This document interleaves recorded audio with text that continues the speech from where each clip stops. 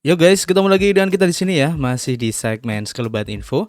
Di mana nanti di sini kalian bisa dapetin info terbaru dan terpanas tuhnya guys. Oke, hari ini tanggal 6 di bulan Mei 2023 ya.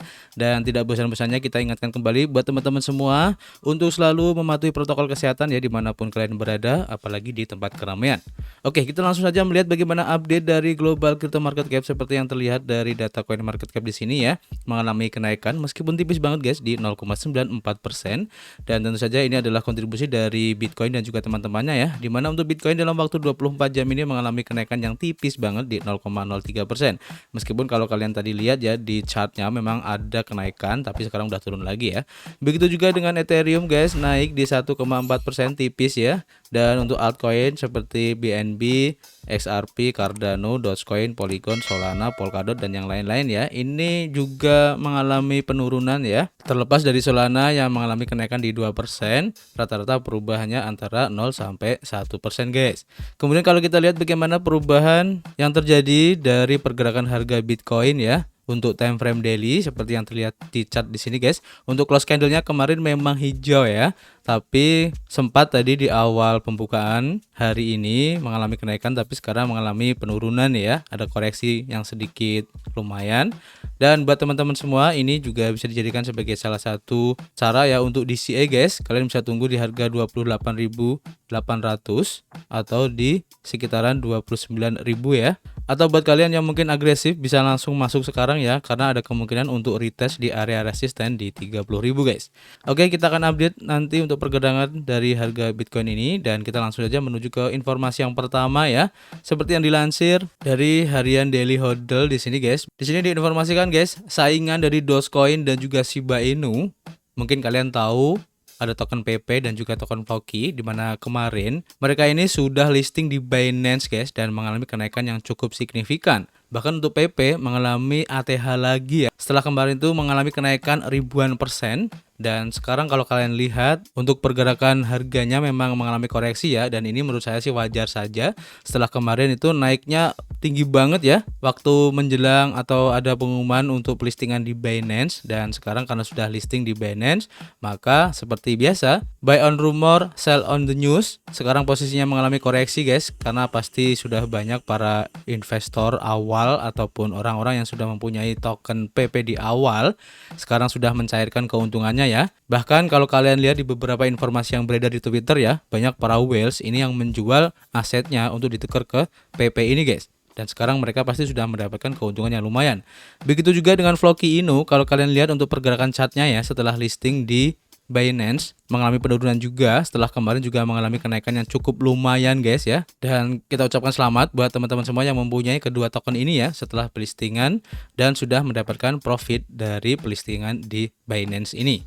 Kita kembali ke informasinya ya. Jadi di sini diinformasikan token tersebut yaitu PP meledak lebih dari 1.300% dalam seminggu dan mencapai titik tertinggi sepanjang masanya setelah pencatatan di Binance ya. Jadi seperti yang kita informasikan, memang dengan pelistingan yang ada di Binance ini membuat sentimen positif ya untuk setiap aset yang akan dilisting di Binance ini guys. Dan salah satunya adalah token meme juga ya, yaitu PP dan juga Floki Inu ini.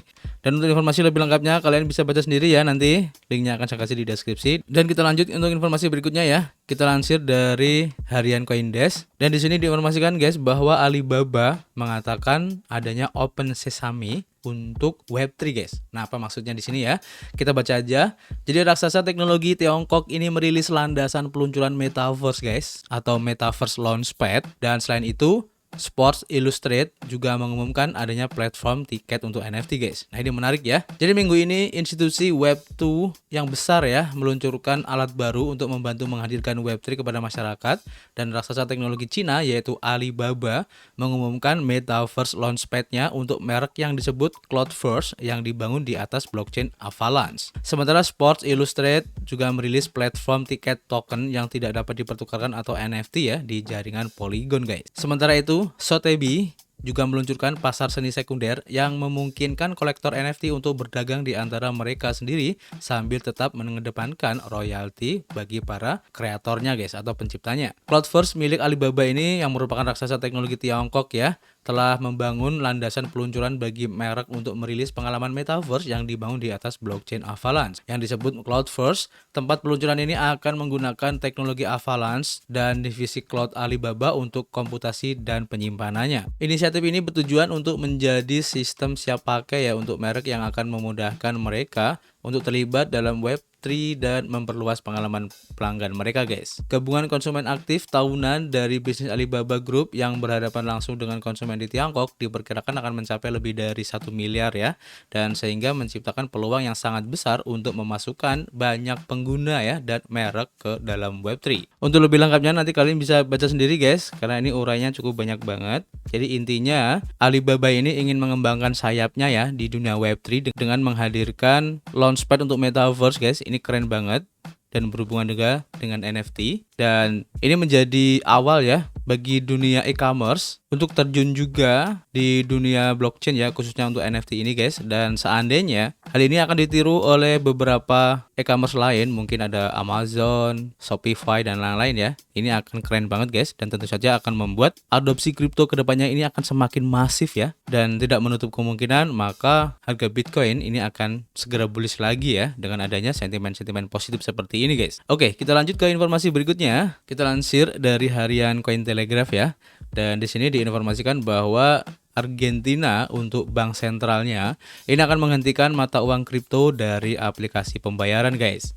Jadi larangan ini dimaksudkan untuk mengurangi eksposur terhadap sistem pembayaran Argentina terhadap aset digital ya. Ini adalah kata otoritas moneter. Pada tanggal 4 Mei, Bank Sentral Argentina melarang penyedia pembayaran untuk menawarkan transaksi kripto dengan alasan untuk mengurangi eksposur sistem pembayaran negara tersebut terhadap aset digital. Menurut pernyataan dari otoritas moneter, penyedia pembayaran tidak boleh menawarkan atau memfasilitasi layanan kripto melalui aplikasi mereka guys. Langkah ini membuat fintech pembayaran dan lembaga keuangan berada di bawah aturan yang sama di negara tersebut. Penyedia layanan pembayaran yang menawarkan akun pembayaran tidak boleh melakukan atau memfasilitasi operasi dengan aset digital, termasuk aset kripto yang tidak diatur oleh otoritas nasional yang kompeten dan diotorisasi oleh Bank Sentral Republik Argentina, kata otoritas tersebut.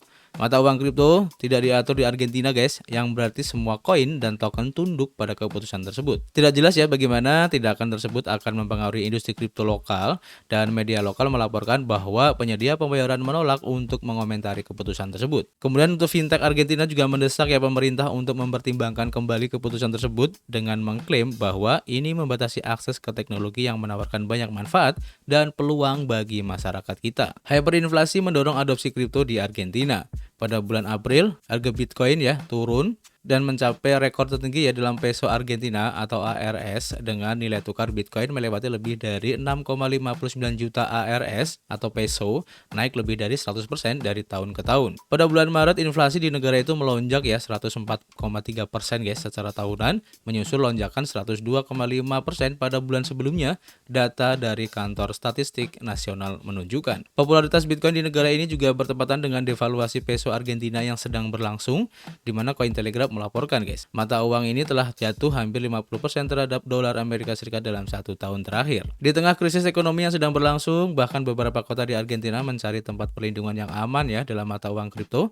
Dan Desember lalu, Provinsi San Luis di Argentina mengizinkan penerbitan stablecoin ya yang dipatok ke dolar Amerika Serikat ya, dan tersedia untuk semua penduduk dan 100% dijaminkan dengan aset keuangan yang liquid. Chain Analysis menemukan bahwa lebih dari 30% konsumen di Argentina menggunakan stablecoin untuk pembelian sehari-hari. Kemungkinan besar untuk transaksi retail kecil di bawah $1.000 guys. Kita tunggu aja nanti untuk perkembangannya seperti apa, apakah akan benar dihentikan ya untuk pembayaran kripto dengan menggunakan aplikasi, karena pasti banyak penolakan ya dari pihak-pihak yang mempunyai kepentingan di dalamnya guys. Oke, kita lanjut informasi berikutnya ya. Kita lansir dari harian Coindesk, dan di sini diinformasikan ya bahwa Departemen Kehakiman Amerika Serikat ini menyelidiki Binance atas pelanggaran sanksi terkait Rusia guys. Ini berdasarkan berdasarkan laporan yang dilansir dari Bloomberg, di mana Coindesk telah menghubungi Binance dan Departemen Kehakiman untuk memberikan komentarnya guys. Jadi pertukaran telah berulang kali menolak tuduhan ya, dengan mengatakan bahwa mereka telah membangun tim kepatuhan terbesar di dunia dalam bidang ini, dan tim ini beranggotakan 700 orang yang menangani 1.300 permintaan penegakan hukum setiap minggu, menurut Kepala Kepatuhan Tigran Gambarian. Dalam beberapa hari terakhir, Binance mengklaim telah menemukan cara ya untuk menjauhkan warga Korea Utara dari bursa kripto dengan menendang cukup keras sehingga mereka benar-benar dapat mengenali bahwa Binance bukanlah tempat yang tepat untuk mereka. Selain itu, pada awal Mei 2023, Israel dilaporkan telah menyita sekitar 190 akun Binance yang diduga terkait dengan kelompok teroris dan termasuk 2 akun yang terkait dengan ISIS. Karena baik Israel maupun Binance tidak secara eksplisit yang mengatakan bahwa Binance telah bekerja sama, dan tidak jelas bagaimana Israel menyita akun di Binance tanpa kerjasama Binance, mengingat Binance tidak berkewajiban untuk mematuhi hukum Israel guys. Jadi sekali lagi Binance mendapat sorotan lagi ya, dan tentu saja ini akan berakibat buruk untuk Binance itu sendiri, khususnya untuk tokennya ya. Dan kita doakan aja semoga masalah ini cepat selesai dan keadaan akan kembali seperti semula guys, sehingga sentimen positif di dunia kripto ini masih terjaga ya, dan akan kita nantikan saat-saat bullish ya untuk kripto ini, karena banyak para analis yang sudah memberikan statementnya bahwa untuk bottom dari Bitcoin ini sebenarnya sudah kita lalui guys, dan sekarang kita tinggal menunggu saat-saat dimana untuk Bitcoin naik dan juga altcoin season akan segera menyusul guys. Oke, jadi untuk sementara itu dulu informasinya guys, dan kita tunggu saran dan kritik kalian di kolom komentar. Nanti kita bisa ngobrol banyak ya di dalamnya, dan tentu saja kita akan ketemu lagi di informasi berikutnya. Peace.